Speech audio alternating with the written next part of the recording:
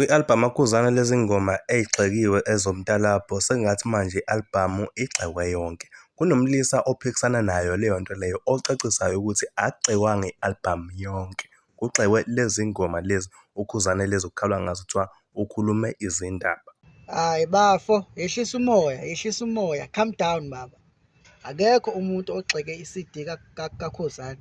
Akekho umuntu ogxeke i-albhamu ka-Khuzani wathi imbi.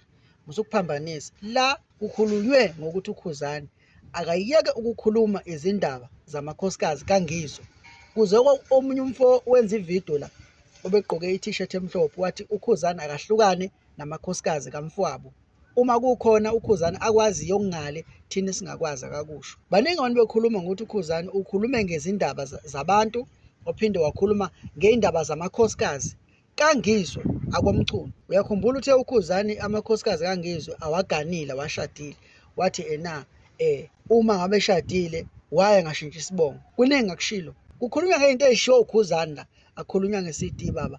I-albhamu ngiyincomile mina ngathi hhayi ngizwile iy'ngoma ezimbili ezimnandi. Akekho umuntu othe i-CD kaKhuzani imbi, i-albhamu kaKhuzani imbi. Musa nje ukuqamba amanga. Wena stika lapho-ke ekutheni abantu bakukhomplayina ngokuthi uKhuzani ukhuluma ngey'ndaba zabantu futhi ukhuluma ngey'ndaba zamakhosikazi kaNgizwe. Wena khuluma ngalokho-ke sikuzwe ukuthi uthini.